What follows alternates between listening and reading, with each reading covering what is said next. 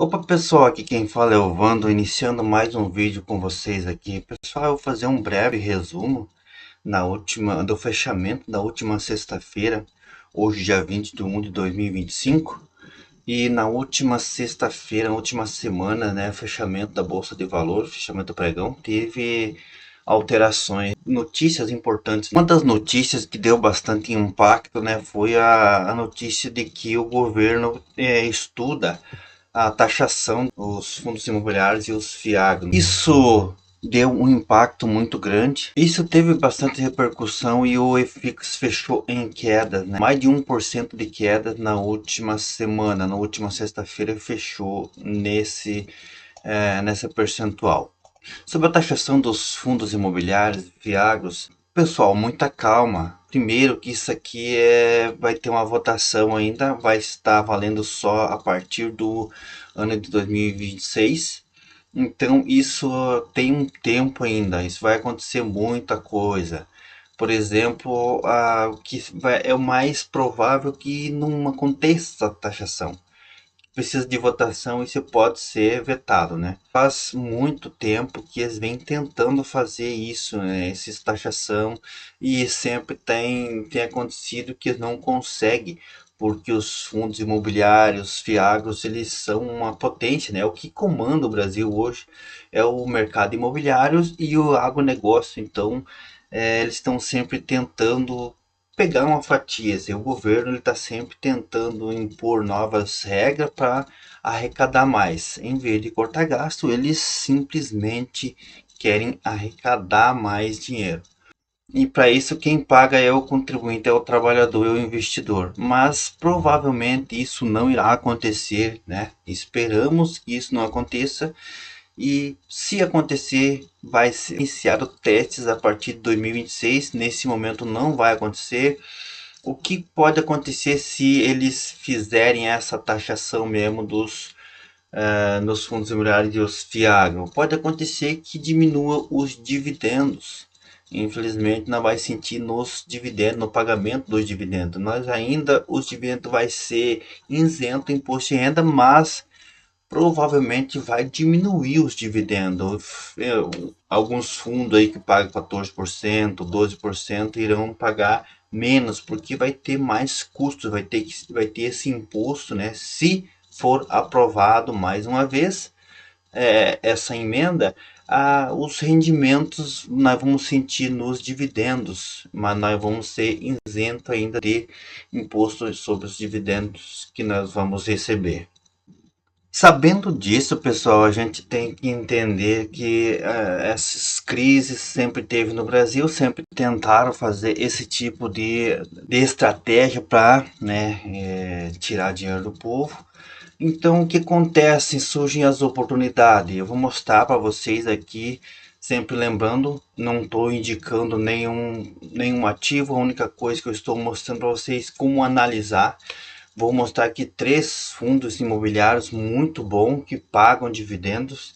A gente vai destrinchar ele aqui com vocês. O primeiro que nós vamos dar uma analisada aqui é o MXRF11, né? O maior fundo que tem mais cotista na Bolsa de Valores. Ele está sendo negociado hoje a R$ 9,16, então tá um preço bem atrativo, né? Já teve bem mais alto esse preço, hoje está bem mais em conta. Ele pagou no último ano um dividend yield de 12% ao ano. É um excelente dividendo que ele paga. Tá com P sobre P de 1, significa que tá justo. Acima de 1 está caro, abaixo de 1 está descontado. Então ele está com 0,1, significa que está com um preço justo.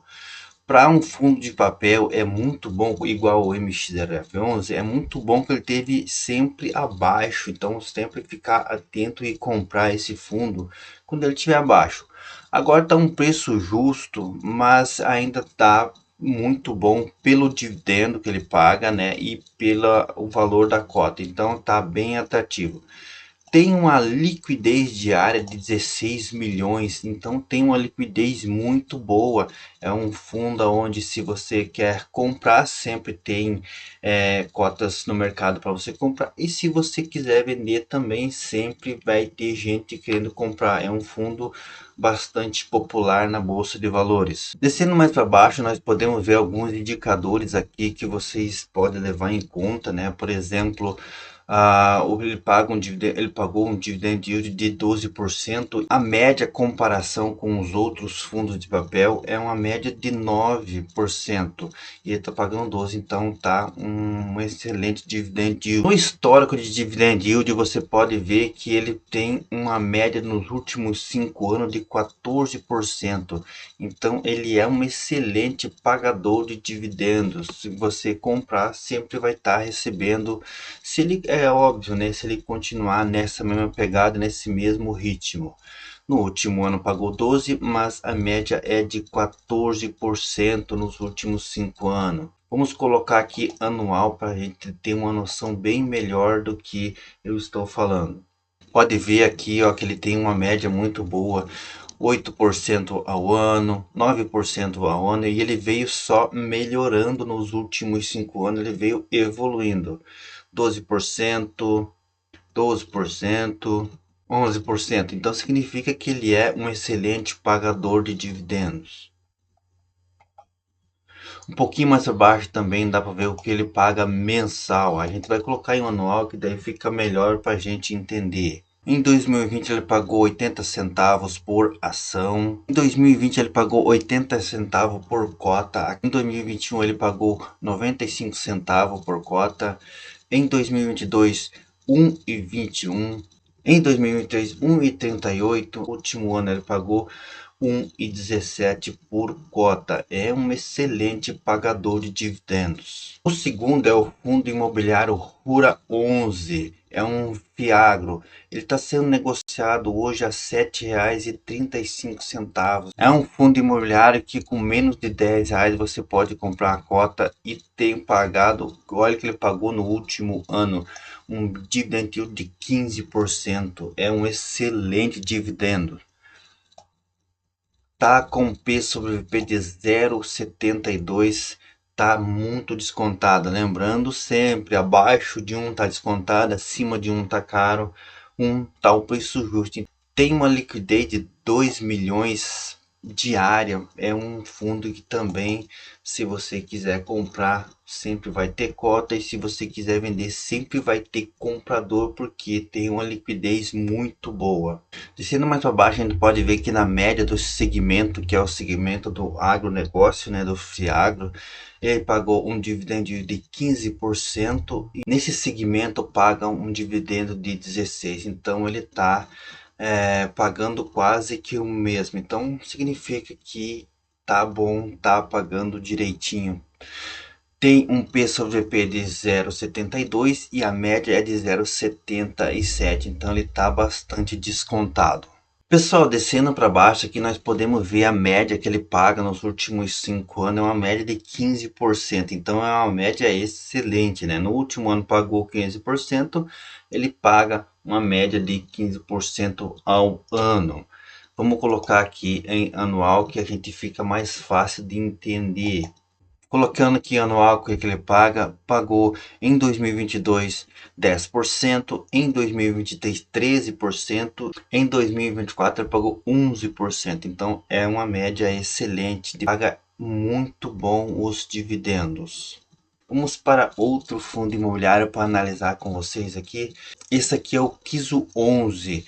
Ele é um fundo de fundos. Ele está sendo negociado hoje a R$ 6,89. Um excelente preço, está bastante descontado. Paga um excelente dividendos também aos seus acionistas. No último ano ele pagou 12%. Tá com um P sobre VP de 0,90, então significa que está descontado aí 10% descontado. Então tá abaixo do preço e é um fundo muito bom.